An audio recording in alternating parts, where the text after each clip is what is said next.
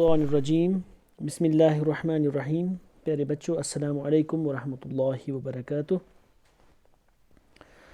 कल हमने Galileo's experiment and observations के बारे में बात की।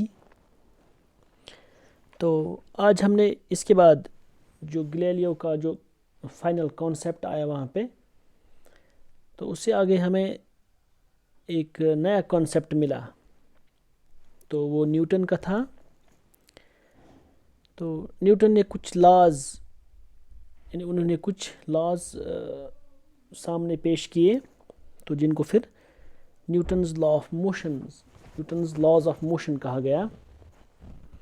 तो उन्होंने वो 3 लॉज दिए। तो सबसे पहले हम देखेंगे आज उन 3 लॉज में से पहला लॉ जो था उसके बारे में हम बात करेंगे, ठीक है।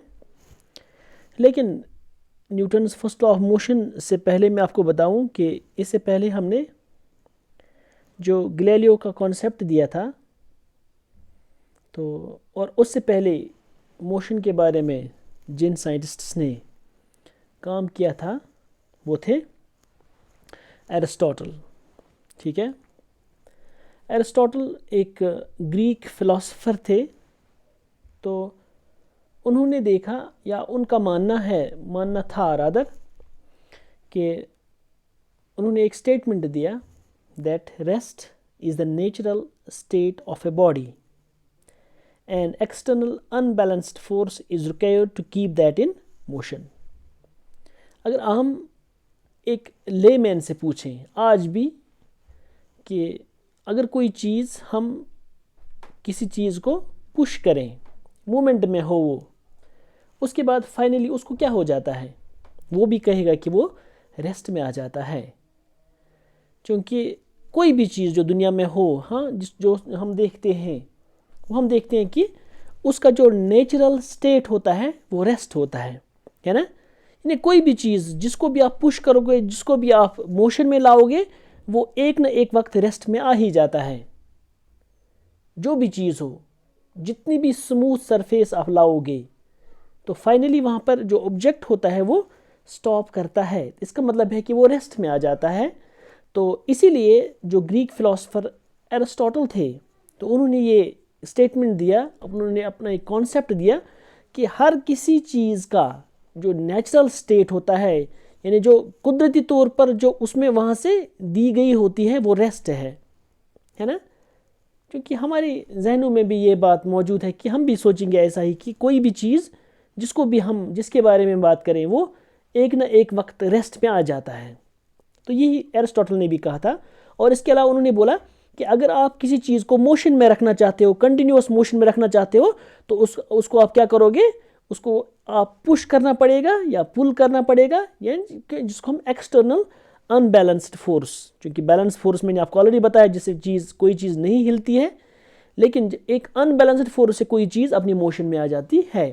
तो उन्होंने बोला कि कोई एक्सटर्नल अनबैलेंस्ड फोर्स ज़रूरी है कि उस ऑब्जेक्ट को मोशन में रखे, वरना उसको क्या है, उसका जो नेचुरल स्टेट है वो रेस्ट है ना। तो उसके बाद फिर ऑलमोस्ट 2000 साल बाद एक और साइंटिस्ट आ गए, तो जिनका नाम था गैलीलियो। इसके बारे में हमने कल बात की कि उन्होंने वो इंक्लाइंड प्लेन्स लाए। उसके बाद उन्होंने एक मार्बल को रिलीज़ किया। अगर आपको याद होगा कल वाली आप क्लास मेरी देखना, तो उसमें उन्होंने देखा कि किस तरह से कोई ऑब्जेक्ट या कोई मार्बल जो या कोई बॉल एक इंक्लाइंड प्लेन से हमने उसको रिलीज़ किया, वो दूसरे इंक्लाइंड प्लेन के टॉप तक, यानी उन्होंने सेम हाइट अचीव की, है ना। तो उसके बाद फिर फाइनली उन्होंने उस इंक्लाइंड प्लेन जो राइट वाला था उसके एंगल्स को, एंगल ऑफ इंक्लिनेशन को कम किया। फाइनली जब 0 डिग्री बना दिया वो राइट इंक्लाइंड प्लेन का एंगल, तो उसने देखा कि वो बॉल कंटिन्यूसली मूवमेंट में रही जब तक न वो क्या चाहती थी, वो चाहती थी कि मैं वही हाइट अटेन करूं। तो फिर वहाँ पर उन्होंने ये भी बताया था कि हालांकि ये पॉसिबल नहीं है, क्योंकि कुछ फोर्सेस ऐसे होते हैं जैसे कि फोर्स ऑफ फ्रिक्शन, तो जो उनको आगे मूव नहीं करने देता है। तो उनके एक्सपेरिमेंट के बाद उन्होंने भी अपना एक स्टेटमेंट दिया, वो था जो हमने कल पढ़ा भी, an unbalanced external force is required to change the motion of the object but no net force is required to sustain the uniform motion. तो उन्होंने बोला कि एक, हालांकि ये बात भी क्या है, ये बात भी एरिस्टोटल की ही बात से मिलती है, लेकिन उन्होंने वहाँ पर एक और चीज़ ऐड की। उन्होंने बोला कि एक्सटर्नल अनबैलेंस्ड फोर्स की ज़रूरत तो होती है किसी चीज़ को मोशन में रखने के लिए, लेकिन कोई नेट फोर्स की ज़रूरत नहीं। यानी कि कोई चीज़ जब आप वो रेस्ट में हो, उसको स्टार्ट में देना हो, उसको मोशन में लाना हो, उस वक्त हमें एक्सटर्नल अनबैलेंस्ड फोर्स की ज़रूरत है। लेकिन जब वो मूवमेंट में आ जाए, उसके बाद फिर उन्होंने बोला कि कोई भी और नेट फोर्स की ज़रूरत आपको नहीं है उसको कंटिन्यूसली यूनिफॉर्म मोशन में रखने के लिए, है ना।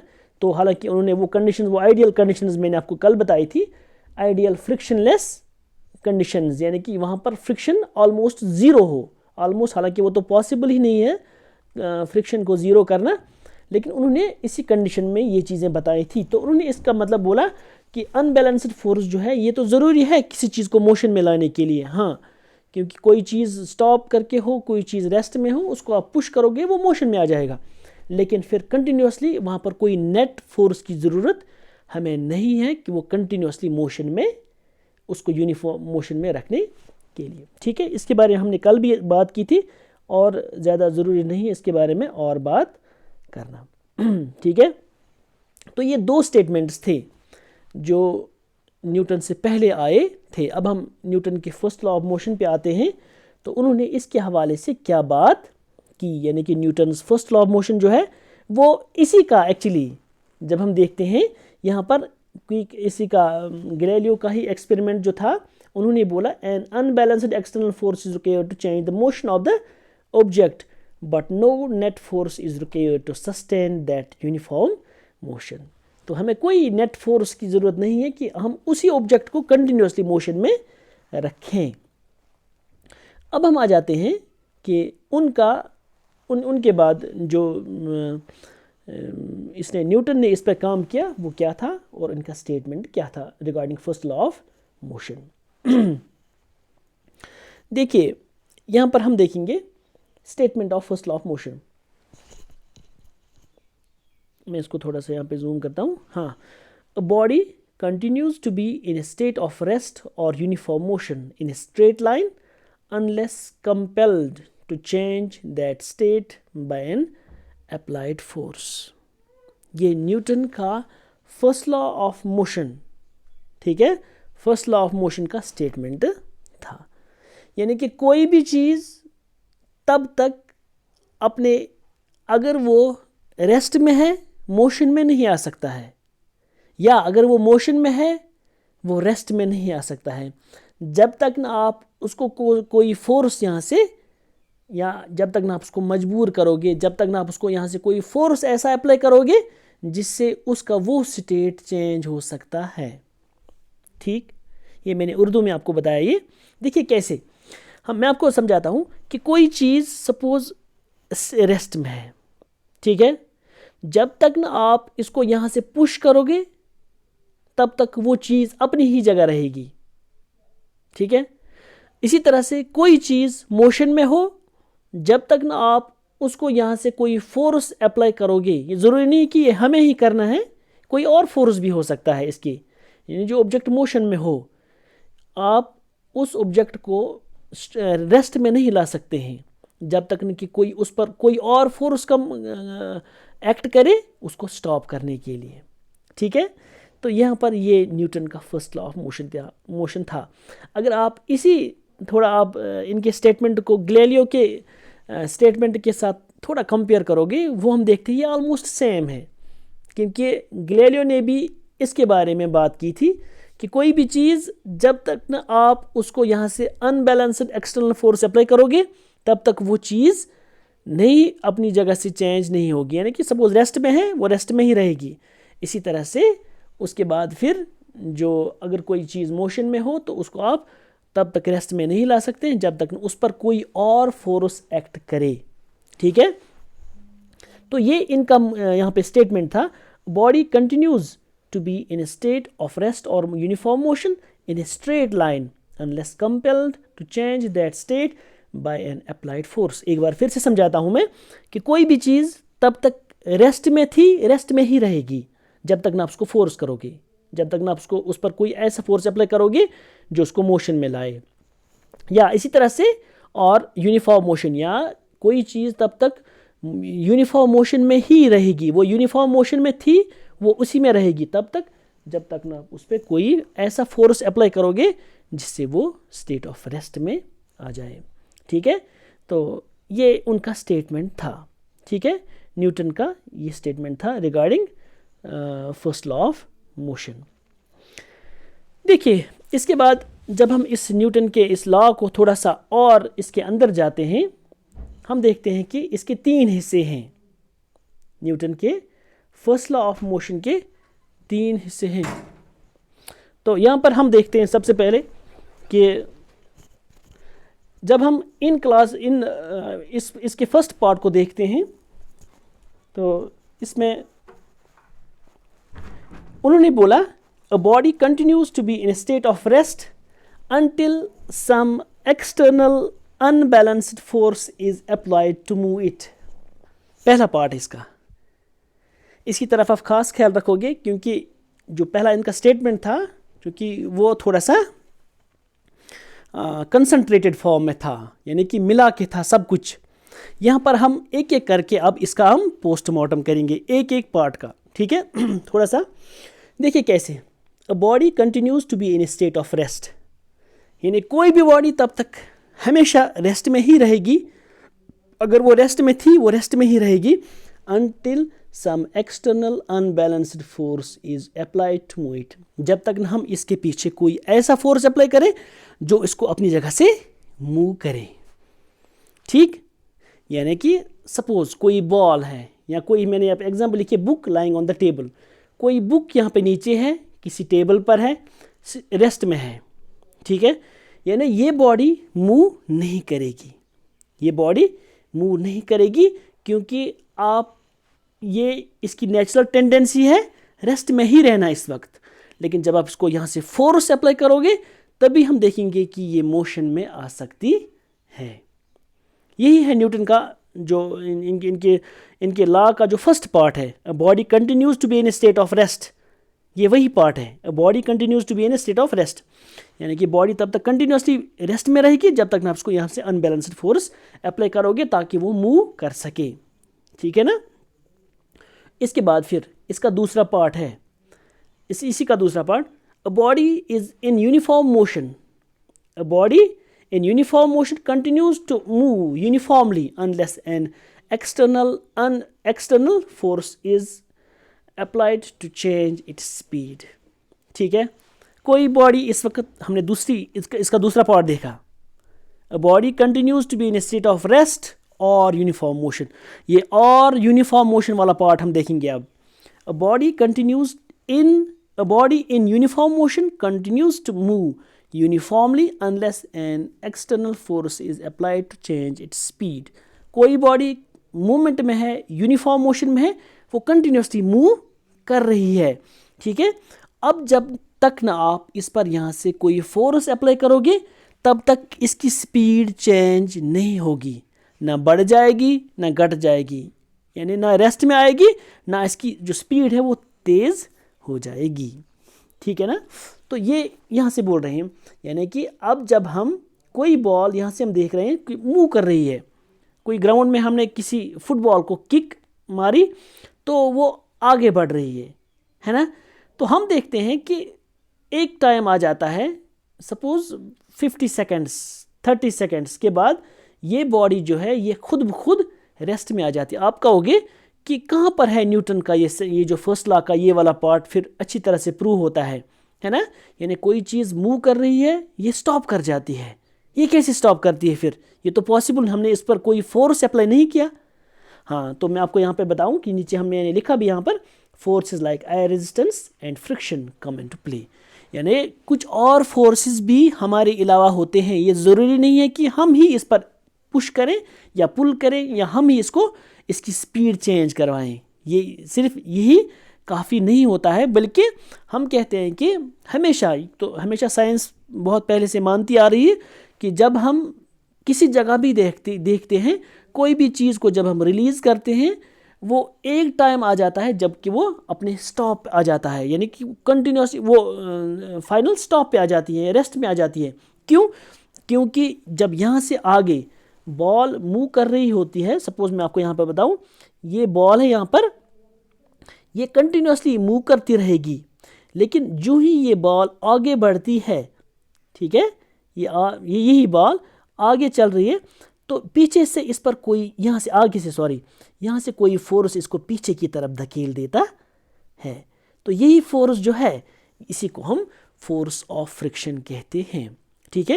या इसी तरह से आयर जो होता है, चूँकि ओब्वियसली वो तो हम देखते हैं कि जब हम आयर को, हम सपोज कोई बड़ी बॉल ले लेते हैं, फुटबॉल ले लेते हैं, तो उस हिसाब से हम जब हम किसी बॉल को किक, मतलब उसको किक मारते हैं, तो हम देखते हैं कि जब हवा तेज़ चल रही होती है तो ये बॉल जल्दी स्टॉप करती है, और जब कम हो तो थोड़ा लेट स्टॉप करती है। इसका मतलब है कि इसका भी अपना एक, यहाँ पर इस एयर रेजिस्टेंस का भी अपना एक इसका रोल होता है किसी चीज़ को की स्पीड को कम करने में, ठीक है।